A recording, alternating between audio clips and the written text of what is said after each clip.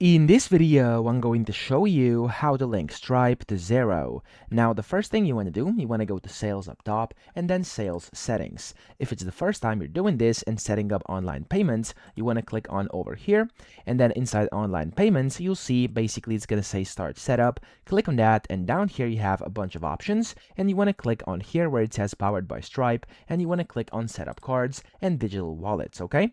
Now, over here, basically you'll have to select if you do have a Stripe account or if you want to sign up. So that's of course if that's the first time you're doing this.